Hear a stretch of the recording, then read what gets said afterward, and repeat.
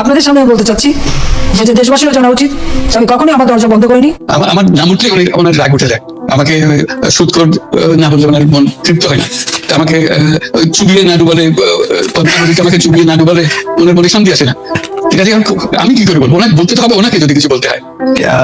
পদ্মা নদীর কথাটা যখন উঠলোই, পদ্মা ব্রিজ সম্পর্কে যে কথাটা সরকারের উচ্চ মহল থেকে বলা হয় যে আপনি আপনার ক্ষমতা ব্যবহার করে বা আপনার পরিচিতি ব্যবহার করে বা আপনার যে একটা সাংঘাতিক রকমের গ্রহণযোগ্যতা সারা দুনিয়াতে আছে, যেটি আসলে ওয়ার্ল্ড ব্যাংক সহ অন্য জায়গায় আছে, সেটি দিয়ে আসলে আপনি পদ্মা সেতুটা বাংলাদেশ যাতে ঋণ না পায় সেটির জন্য আপনি চেষ্টা করেছেন।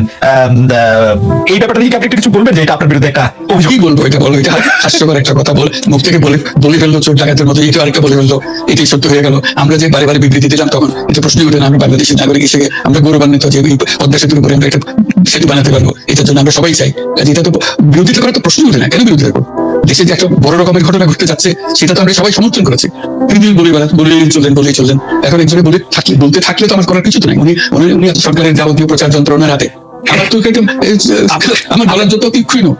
অনেকে এই কথা বলে থাকেন প্রফেসর ইউনূস যে আপনি তো ইচ্ছা করলে এই পৃথিবীর যে কোনো দেশে সেটেল করতে পারতেন, পৃথিবীর যে কোনো দেশের হয়েই আপনার যে আইডিয়াগুলি সেগুলো আপনি ডিসেমিনেট করতে পারতেন। তারপরেও আপনি বাংলাদেশে থাকছেন, বাংলাদেশে থাকাটাকেই আপনি মানে আমি যদি বলি আপনার জন্য নির্ধারণ করছেন। আমি দেশেরই সন্তান, এই দেশেই থাকবো, দেশের জন্য যে কাজ করি সেটাই করবো। এটা যতদিন আমি বেঁচে আছি সেটাই করে যাবো। আমাকে বিভিন্ন দেশ থেকে আহ্বান জানাই, আমি কেন দেশে থাকছি না। আজকেও একটা নতুন দেশ থেকে আহ্বান পেলাম, বলে আমরা সব ব্যবস্থা করে দেবো। এটা একটা নতুন দেশ যোগ করে আছি। আমার মনে হয় উনি মনে করেন যে আমি দেশের সর্বোচ্চ ডাকু, সন্ত্রাসী কিংবা আমি অপরাধী, আমি সেরা চোর, এই জাতীয় জিনিস মনে করেন। কাজে সেগুলো ব্যাখ্যা করেন উনি তার মুখে। উনি বলেন যে আমি সুদখোর, আমি ঘুষখোর, আমি সব এমন সব কটু শব্দ ব্যবহার করেন যাতে মনে হয় যে আমার সম্বন্ধে তার ধারণা খুবই খারাপ।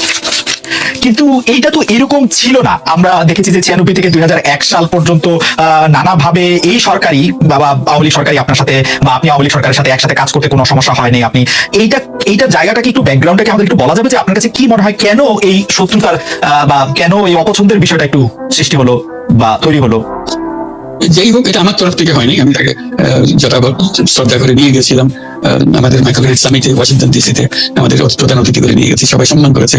কারণ এই মাইক্রোক্রেডিটটা তখন পৃথিবীর সামনে আসছে, বড় আকারে আসছে এবং এটা বাংলাদেশের অবদান হিসেবে সবাই স্বীকৃতি দিচ্ছে। ওয়াশিংটনে দুনিয়ার সেরা যারা সবাই উপস্থিত ছিলেন, তার মধ্যে আমরা ওনাকে নিয়ে গেছিলাম এই জন্য যে বাংলাদেশের পক্ষ থেকে এই গৌরবটা যেন তিনি আমাদের পক্ষ থেকে গ্রহণ করেন। উনি রাজি হয়েছেন, উনি গেছেন, করেছেন। কাজে এটা স্বাভাবিকভাবে এই সম্পর্ক থেকে যাওয়ার কিছুদিন পর থেকে ওনার আচরণ এবং তার শব্দ পরিবর্তন হতে আরম্ভ করলো। এমন পরিবর্তন হলো এখন আমাকে চোর বদমাশ